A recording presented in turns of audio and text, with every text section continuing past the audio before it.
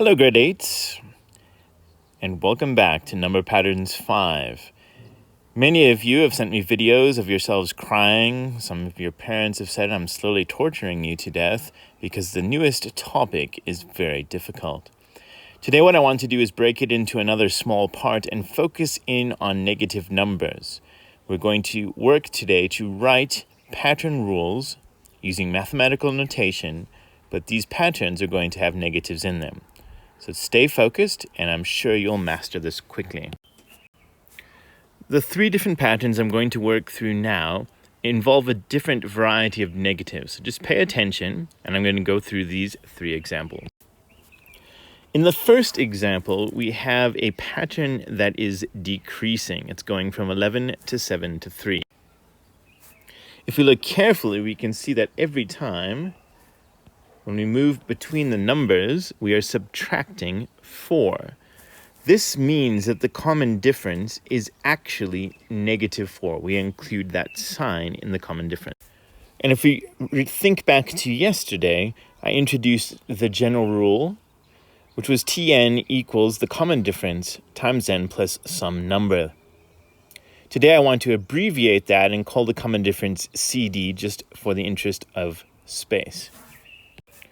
Remember, if you're new to this and struggling, it's always helpful to label each and every term of your pattern to get used to the new notation.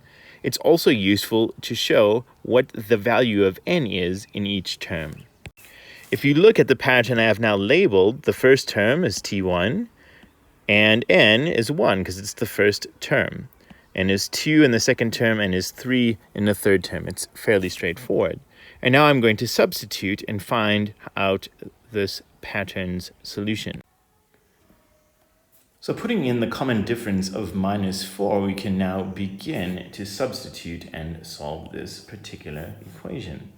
If term 1 is equal to 11, we get 11 is equal to minus 4, and our first n is going to be equal to 1, plus or minus that elusive c. So 11 is equal to minus 4 plus c. Now we're going to put our equation skills to good use, adding the opposite on both sides to make sure we don't ruin the rules of equations. And we're going to get c is equal to 15.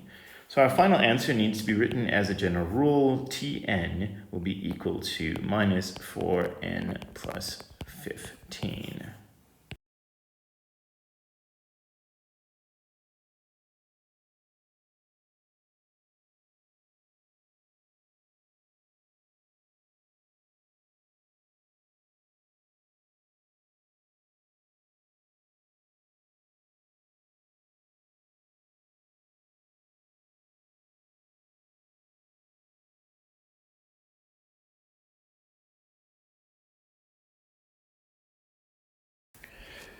This next problem proved to be difficult for you in previous quizzes because your integer work still is not entirely based on good foundations. So let's work together and see if you can come up with a general rule. So pause the video and try this. So first things first, we need to find the common difference. And if we move between the terms here, we're not actually subtracting 3. We are adding 3 each and every time. So negative 8 plus 3 is minus 5. If you're ever anxious and feel that you're not sure, use your calculator to check. So now with some good labeling up here at the top, I've labeled my terms and the n values for each. I'm ready to start solving to get the general rule. In the very first term, n is equal to 1, as it always is, and the value of that first term here is minus 8. So I'm going to substitute. All right. I also need to include, just for our notes, that the common difference here is 3. So I've substituted in. Term 1 is equal to minus 8.